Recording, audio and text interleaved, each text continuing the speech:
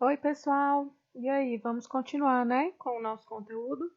Só para relembrar, estamos estudando a NR32, especificamente os riscos biológicos, tá bom? Dentro da unidade curricular de rotina de segurança e saúde no trabalho. Então, na aula passada, vimos algumas disposições muito importantes dentro da NR32 sobre os riscos biológicos, e essa aula é uma continuação desse conteúdo. Então, pessoal, nós vimos que as NRs elas trabalham de forma integrada. Então, a NR32 ela vai trabalhar em conjunto com a NR7 e a NR9, né, que fala do PPRA. Na aula passada, nós falamos o que deve constar dentro do PPRA com relação aos riscos biológicos. Nessa aula, eu vou falar para vocês sobre o PCMSO. O que deve constar no PCMSO com relação aos riscos biológicos? Além do que já está previsto na NR7, o PCMSO de serviços de saúde deve contemplar: letra A, reconhecimento e avaliação dos riscos biológicos, então identificar cada um dos agentes de riscos biológicos ali dentro da organização. Letra B, a localização das áreas de risco. C, a relação e a identificação nominal dos trabalhadores, função, local da atividade e risco exposto. Então, eu tenho que criar em forma de tabela, né, ou então uma identificação mesmo de todos os colaboradores, a função e a atividade, contemplando o risco que ele vai estar exposto. D, a vigilância médica dos trabalhadores potencialmente expostos. E o programa de vacinação. Então, nós entendemos que alguns riscos biológicos eles podem ser monitorados, né, de forma preventiva. E a vacinação é justamente isso, é uma ação preventiva, né, para que esses colaboradores que tenham contato com risco biológico. Sobre a transferência com mudança de risco. Então, se eu vou mudar algum colaborador do setor, eu tenho que observar esse item da NR32. Sempre que houver transferência permanente ou ocasional de um trabalhador para outro posto de trabalho que implique em mudança de risco, esta deve ser comunicada de imediato ao médico coordenador ou responsável pelo PCMSO. Então, o médico que é o coordenador do programa, ele tem que ser comunicado dessa transferência ocasional, né, ou permanente, porque cada setor ali dentro dos serviços de saúde vai ter os seus riscos. Então, a transferência ou a mudança de setor implica também a mudança do risco a qual o colaborador vai estar exposto. Também com relação ao PCMSO, né, a possibilidade de exposição acidental aos agentes biológicos deve constar no PCMSO os procedimentos a serem adotados para diagnóstico, acompanhamento e prevenção do soro, conversão e das doenças. Então, eu tenho que contemplar no PCMSO o que vai ser adotado no caso desse acidente, dessa exposição acidental a algum agente biológico. P. As medidas para descontaminação do local de trabalho. Então, se houve um acidente onde tem riscos biológicos, a gente tem que contemplar no PCMSO como que serão essas medidas para descontaminação do local. C. O tratamento médico de emergência para os trabalhadores. Então, esse trabalhador que sofreu um acidente, a gente tem que ter um planejamento de como que vai ser o tratamento de emergência. D. A identificação dos responsáveis pela aplicação das medidas pertinentes. A relação dos estabelecimentos de saúde que podem prestar assistência aos trabalhadores. Então, eu tenho que relacionar onde será prestada o atendimento de primeiros socorros para esse funcionário que sofreu um acidente.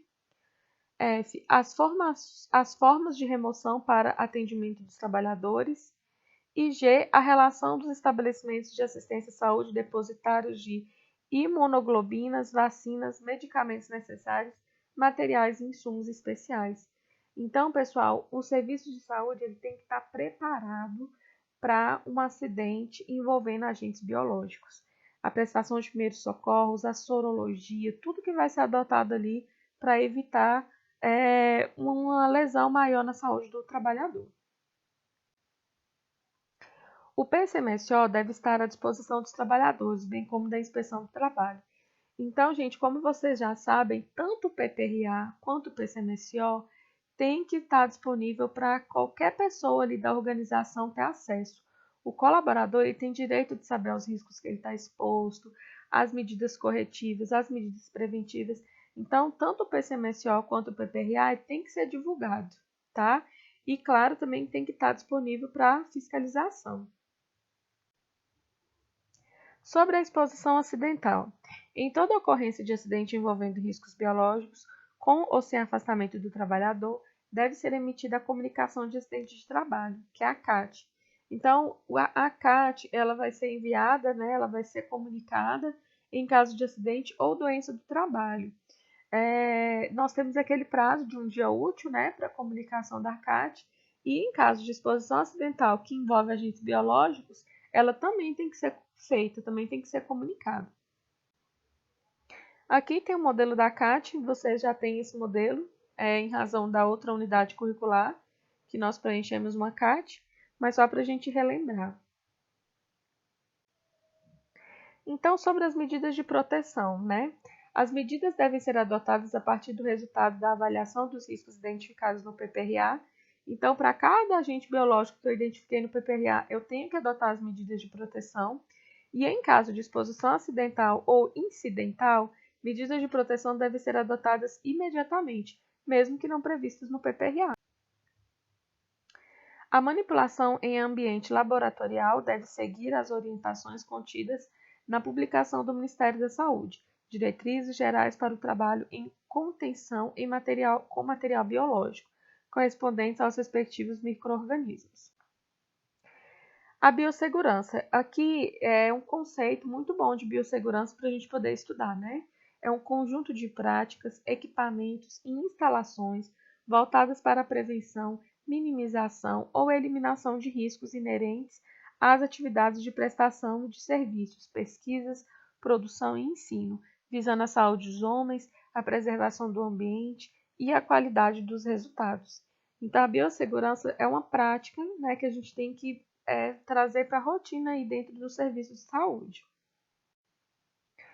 Nós temos 4 níveis de biossegurança, de acordo com a NR32, NB1, NB2, NB3 e o nível NB4.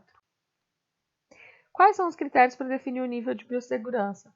A virulência, o modo de transmissão, a estabilidade, concentração e volume, origem do agente biológico, disponibilidade de medidas profiláticas, disponibilidade de tratamento eficaz, dose infectante, tipo de ensaio, fatores referentes ao trabalhador, nível básico de contenção, boas práticas de laboratório, utilização de equipamento de proteção e na adequação das utilizações com ênfase em indicadores de biossegurança. O laboratório não precisa estar separado das demais dependências do edifício. O trabalho é conduzido, em geral, em bancada. Então, para o nível de biossegurança 1, nós temos essas orientações, né? Ter o nível básico de contenção, ter as boas práticas de laboratório, a utilização de equipamentos de proteção e a adequação das instalações com ênfase em indicadores de biossegurança. O laboratório não necessariamente vai estar separado das demais dependências e o trabalho é conduzido de uma forma geral em bancada. Então, o nível 1 ele tem esses requisitos. Quanto maior for o nível de biossegurança, maior vai ser o isolamento ali da manipulação dos agentes biológicos. Continuando, né, o nível de biossegurança NB1. Símbolos de biossegurança para o risco, tem que ser tudo sinalizado, né? Procedimentos descritos em manuais, higiene das mãos, EPIs, são proibidas atividades de comer, beber ali dentro do estabelecimento, do laboratório. Recomenda-se a não utilização de adereços, né? É proibido levar qualquer objeto à boca no laboratório e cuidados com resíduos perfurocortantes. Então aqui a gente tem, né, uma imagem só mostrando como que é a utilização dos EPIs para o nível de segurança 3, que já é um nível bem mais avançado, né? E é mais uma classificação mesmo, para a gente entender que quanto maior for o nível de biossegurança, maior vai ser os requisitos de isolamento, de proteção aí dos agentes biológicos. Todo local onde exista possibilidade de exposição a agente biológico deve ter lavatório exclusivo para higiene das mãos, provido de água corrente, sabonete líquido, toalha descartável e lixeiro provido de sistema de abertura sem contato manual. Esse é um dos principais itens da NR32, tá, pessoal? Então, fala da obrigatoriedade de lavatório somente para higiene das mãos, né? As toalhas têm que ser descartáveis, não podemos ter a utilização de toalhas coletivas nesses ambientes. E as lixeiras têm que ser providas de sistema de abertura sem contato manual, para evitar a contaminação. Os quartos ou enfermarias destinados ao isolamento de pacientes portadores de doenças infecto-contagiosas devem conter laboratório em seu interior. Não sei se na aula passada eu cheguei a mencionar isso com vocês, mas é um item muito importante. Então, tem que ter um lavatório dentro desses quartos, justamente para evitar a contaminação, né, dessas doenças infecto-contagiosas. É uma avaliação médica obrigatória com emissão de documento para liberação. Então, esse colaborador, esse trabalhador que tem uma ferida ou uma lesão nos membros superiores, ele só voltará a trabalhar mediante essa avaliação médica obrigatória.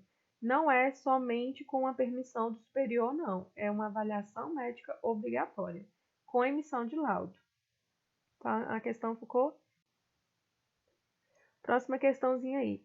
Os trabalhadores com feridas ou lesões nos membros superiores só podem iniciar suas atividades após avaliação médica obrigatória, com emissão de documento de liberação para o trabalho.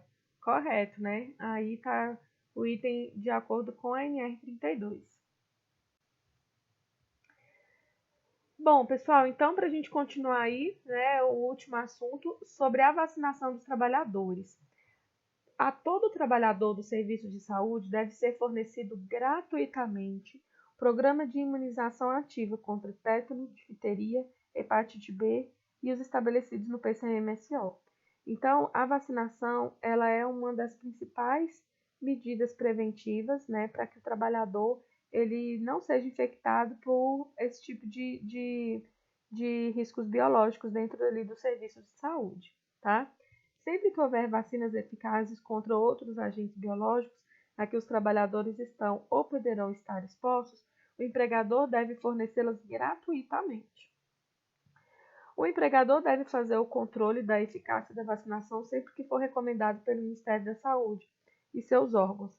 Então, gente, normalmente vem ali o prontuário do enfermeiro, técnico de enfermagem, de todos os colaboradores do serviço de saúde, inclusive do técnico de segurança do trabalho, e nesse prontuário deve constar o programa de imunização, todas as vacinas que esse colaborador tomou ali para poder estar exercendo as suas atividades no serviço de saúde. Então, a vacinação é obrigatória para todo trabalhador dentro do estabelecimento de serviço de saúde. A vacinação deve obedecer às recomendações do Ministério da Saúde e deve ser registrada no prontuário clínico individual, que foi o que eu acabei de falar, tá? Deve ser fornecida ao trabalhador comprovante das vacinas recebidas. Então, aqui é só para a gente relembrar, né, sobre a vacinação. Ela deve ser fornecida gratuitamente. A imunização ativa deve contemplar tétano, difteria, hepatite B e outras exposições ao risco registradas no PCMSO. O controle da eficácia da vacinação deve ser feito sempre que for recomendado pelo Ministério da Saúde e deve haver o registro no prontuário e comprovante entregue ao trabalhador. O anexo 3, pessoal, da NR32 fala do plano de prevenção de acidentes com pérfuro cortantes, né? Então, você já sabe o que são pérfuro cortantes, que são aqueles materiais utilizados na assistência à saúde que tem ponta ou gume, ou que possam perfurar ou cortar. E tem o dispositivo de segurança, que é um item integrado a um conjunto do qual faça parte o elemento pérfuro cortante, ou uma tecnologia capaz de reduzir o risco de acidente, seja qual for o mecanismo de ativação do mesmo. Então, deve ser necessária a implementação de dispositivos de segurança com relação à utilização dos perfurocortantes, porque eles podem transmitir doenças em razão dos agentes biológicos. Aqui é uma recomendação da NR32, que eu já falei para vocês na aula passada, tá? É proibido o reencap, o empregador deve elaborar e implementar o plano de prevenção de riscos com materiais perfurocortantes, justamente para evitar a transmissão de doenças ali dentro da prestação de serviços de saúde. Bom, pessoal, então é isso sobre os riscos biológicos dentro da NR32. É importante que vocês leiam essa NR com foco nos riscos biológicos. É uma norma muito extensa, lá vai falar sobre outros assuntos, como riscos químicos,